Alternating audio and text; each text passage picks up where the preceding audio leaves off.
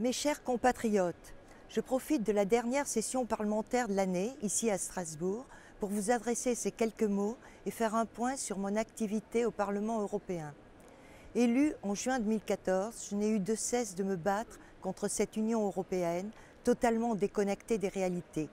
Depuis 2 ans et demi, je n'ai entendu que parler de croissance, d'emploi, de prospérité et de démocratie, alors que partout les peuples européens font face à la crise économique, au chômage et s'aperçoivent davantage chaque jour que leur voix ne compte pas pour ce système antidémocratique et technocratique.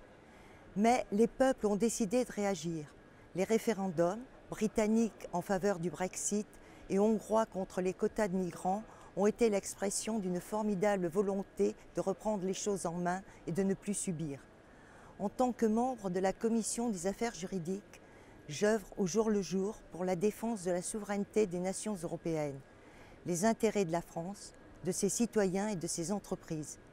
Une partie de ce travail est peu visible par vous, l'étude des textes législatifs, la détermination des positions de la délégation française et du groupe sur chacun d'eux, le dépôt d'amendements et j'en passe.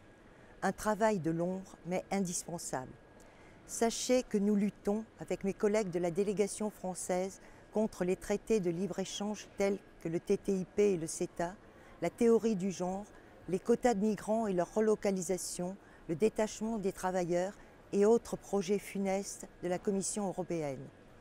Forte de votre confiance et de la justesse de notre combat, je continuerai sans relâche à défendre notre vision de l'Europe, une Europe des nations et des libertés, respectueuse des souverainetés.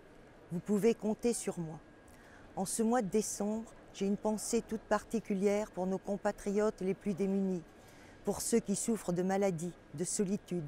J'ai également une pensée pour les chrétiens d'Orient persécutés quotidiennement au nom de leur religion. Que la joie de Noël puisse leur apporter paix et réconfort. Je vous souhaite à tous, mes chers compatriotes, un très joyeux Noël et de belles fêtes de fin d'année.